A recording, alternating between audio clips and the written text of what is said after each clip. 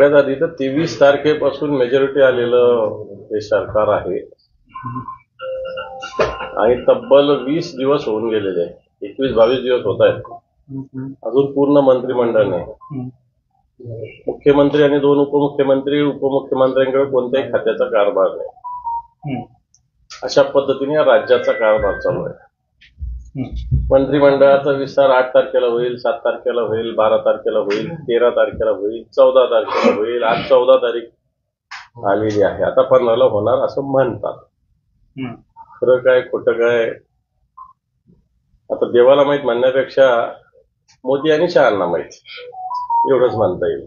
दादा, तुमच्या बंगल्यावरती बैठक होणार आहे महाविकास आघाडीची. या बैठकीमध्ये सरकारच्या चहापाण्याच्या कार्यक्रमाला बहिष्कार टाकायचा निर्णय होणार आहे अशा चर्चा समोर आहेत. काय नेमकं? नाही, असं अजून बैठक होणार आहे एवढंच ठरलेलं आहे, करणार आहे. बाकी अजून पुढचं धोरणात्मक निर्णय बैठकीत ठरवण्यात येईल. अधिवेशन सुरू होते सोमवारपासून. या अधिवेशनामध्ये तुम्ही सरकारचे कुठले वावडे करणार आहात? महाविकास आघाडीची कशी भूमिका असणार? महाविकास आघाडी भले आमच्या जागा कमी आल्या असतील, परंतु जनतेसाठी, या महाराष्ट्राच्या हितासाठी आमचा लढा चालूच राहील. वाभाडे काय काढायचे? वाभाडे तर पूर्ण निघालेलेच या सरकारचे, आणि जे काढायचे ते आता सभागृहातच सांगू. मला असं वाटतं आधीच सांगणं काही योग्य होणार नाही. परंतु हे सरकार जे आहे 2-2.5 वर्षापासूनचं सरकार हे शेतकऱ्यांच्या विरोधातलं सरकार आहे, कष्टकऱ्यांच्या विरोधातलं सरकार आहे.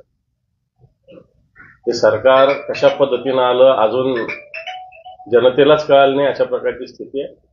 आणि या सरकारला देमाय धरणे काय निश्चित महाविकास आघाडी करेल.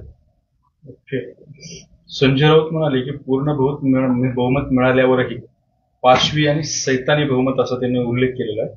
तरीही एकीकडे खून दरोडे करतायत आणि दुसऱ्या बाजूला मुख्यमंत्र्यांची मिरवणूक निघणार आहे. सत्य, मी परवा बीडमध्ये गेलो होतो मस्साजोगला. त्या पद्धतीनं एका सरपंचाचा खून झाला आणि त्याच्यात सत्ताधारी पक्षाचे लोक सहभागी आहेत अशा प्रकारचं चित्र आहे. भारतीय जनता पार्टीचे आमदार आहे पुण्याचे टिळेकर, त्यांच्या सख्या मामाचा खून झाला. आणि अशा अनेक घटना सरकार आल्यापासून या महाराष्ट्रात चालू आहे. सरकारचं त्याच्याकडे लक्ष नाही. सरकारचे मुख्यमंत्री दिल्लीला जाणं, मुंबईला येणं, नागपूरला जाणं, मुंबईला येणं एवढंच करतात. बाकी या महाराष्ट्रासाठी काहीही करत नाही, अशा प्रकारची स्थिती आहे.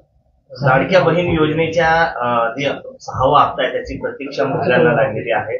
पुण्यामध्ये 10,000 लोकांचे पुनर्छाननीमध्ये गेलेले. आता मराठवाड्यात देखील तांत्रिक महिलांमध्ये वाढले आहे.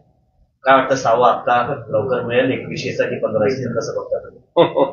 आम्ही पण वाट बघतोय त्याची. कारण मागे जो पंतप्रधान किसान सन्मान योजनेचे शेतकऱ्यांना मिळणारा जो काही निधी होती, जे काही मदत होती, ती सुद्धा सुरुवातीला 1.25 कोटीला लोकांना मिळाली होती. नंतर ती 82 लाखावर येऊन पोहोचली. मला वाटतं लाडक्या बहिणीचं सुद्धा असंच होणार आहे. जी संख्या आहे ती आपोआप हे सरकार खाली आणणार. संजय राऊत म्हणाले की या अधिवेशनामध्ये एखादा तरी स्फोट होईल असं मी खात्रीने सांगतो. बिलकुल होईल, बिलकुल होईल. त्यांची खात्री वाया जाणार नाही. काय स्फोट असणार आहे? काय ते आता स्फोट असा थोडी आधी सांगू, थोडं स्फोट आपोआप होतं, अचानक होत असतं. स्फोट करते तुम्हीच असणार आहात? नाही, महाविकास आघाडीच. मी असेल नसेल मला माहिती नाही, पण महाविकास आघाडी निश्चित असेल. स्फोट विधानसभेत होईल का विधान परिषदेत होईल? नागपूर अधिवेशनात. लालकृष्ण अडवाणींना अपोलो रुग्णालयात भरती करण्यात आले. त्यांची प्रकृती नाजूक असल्याचं सांगितलं. लालकृष्ण अडवाणी या देशाचे आणि भारतीय जनता पार्टीचे ज्येष्ठ नेते आहेत. त्यांची प्रकृती चांगली हो हीच परमेश्वराला प्रार्थना.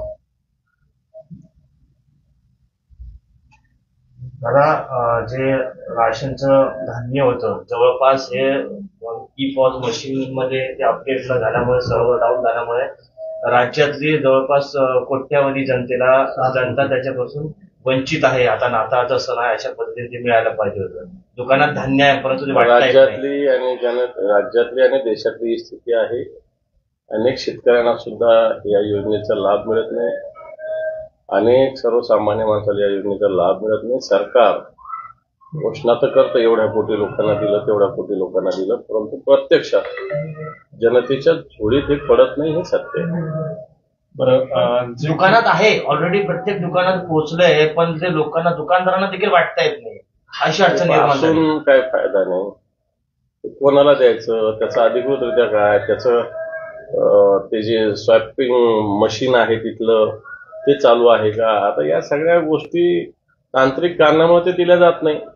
आणि तांत्रिक कारण मला असं वाटतं सरकारकडून ही तांत्रिक कारणं ताबडतोब दूर करण्याची आवश्यकता, परंतु ते 1 दिवस 2 दिवस तांत्रिक कारण आपण समजू शकतो, आठवडा, महिना, 2 महिने तांत्रिक कारण तेच आहेत. गेल्या महिन्याच्या 25 तारखेपासून रॅशन येऊन पडलेलं आहे आणि आता परत आणखी रॅशन दुकानदारांना कोणाला सरकारचा फोन येत आहे किंवा तुम्ही रॅशन घेऊन जा, म्हणजे पहिलेच दिलं गेलं नाही आणि दुसरं आलेलं आहे. मला असं वाटतं सर्वसामान्य माणसाला वितरित झालं पाहिजे अशी भावना सरकारची नाही. हळूहळू सरकार हे खातेदार सुद्धा कमी करताय. जसं पंतप्रधान किसान सन्मान योजनेचं झालं, आता लाडक्या बहिणीचं होणार आणि स्वस्त धान्य दुकानावरही हेच होणार. शेतकऱ्यांची कर्जमाफीचा मुद्दा विधानसभेच्या निवडणुकीत चर्चेत होता. आता अधिवेशन आहे, त्यावर तुमची काय भूमिका आहे कर्जमाफी? हे पण लाडक्या बहिणीला 2100 रुपये देणार आणि शेतकऱ्याचे पूर्णपणे 7/12 कोरा करणार अशा प्रकारचं वचन, आश्वासन, जाहीरनामा भारतीय जनता पार्टी आणि बाकीच्या लोकांनी काढलेला आहे. त्याची पूर्तता करा, परंतु त्याची पूर्तता करत असताना जुने सुद्धा अजून 2017-18च्या कर्जमाफीतली सुद्धा अनेक रक्कम बाकी आहे, ती सुद्धा द्या. प्रोत्साहन अनुदान दिलं पाहिजे, या सुद्धा मागण्या निश्चित अधिवेशनात आम्ही करू. दादरच्या हनुमान मंदिराचा मुद्दा पेटलेला आहे, त्याबद्दल तुमची काय भूमिका आहे? तर बिलकुल असं जर 80 वर्ष जुनं मंदिर असेल त्याला धक्का लागता कामा नये. ही भूमिका शिवसेनेने घेतली. काल मान्य उद्धवजी ठाकरे साहेबांनी सांगितलेली. मला वाटतं या भूमिकेशी आम्ही सगळे ठाम राहू.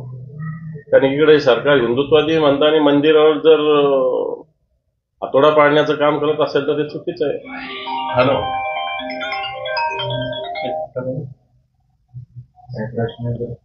संपूर्ण मुंबई शहरात सिमेंट कॉन्क्रीटचे रस्ते खचत असताना शेलार यांनी एसआयटी कडून दर्जाचे ऑडिट करण्याची मागणी केली आहे. कसं बघतात? घरचं आहे एवढंच म्हणेल मी. कारण जे रस्ते ते अजून 30% पूर्ण झालेले असं म्हणतात. 2.5 वर्षापूर्वी सांगितले होते की मुंबईच्या विकासासाठी असे रस्ते करणार, त्याचं 30%च काम झालं आणि त्याचा दर्जा येईल हे काम आहे. अशी शेलारांनी मला असं वाटतं आता मुख्यमंत्री त्यांचे बसलेले, त्यांना हे काम सांगावं.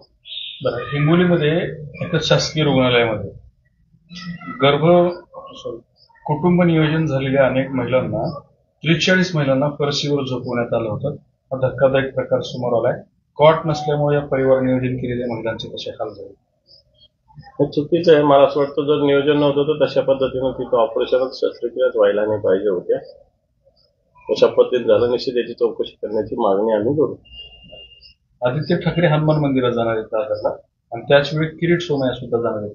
त्यामुळे पुन्हा भाजप आणि सेना किरीट सोमय्या काय भारतीय जनता पार्टीचं प्रतिनिधित्व नाही करत. आदित्य ठाकरे नेते तर त्याच एकाच वेळेला जाण्याचा प्रयत्न आहे त्यांचा. त्यांनी काय होणार? हनुमानाच्या दर्शनात दोघंही चालले, त्याचा काय प्रॉब्लेम. मला वाटतं किरीट सोमय्याने जाण्यापेक्षा स्वतःच्या पक्षाचं सरकार आहे केंद्रात राज्यात, त्यांना सांगितलं तर बरं होईल. सोयाबीन, मूग आणि उडदाचा हमी भावाने खरेदी करण्यासाठी मुदत वाढ दिलेली आहे. हा निर्णय घेतला आहे. नुसता निर्णय घेतला आहे, खरेदी केंद्र कुठं चालू आहे त्याचं उत्तर द्यावं. नुसतं हमी हे देण्याचा, मुदत वाढ देण्याचा निर्णय, खरेदी केंद्र कुठं चालू आहे?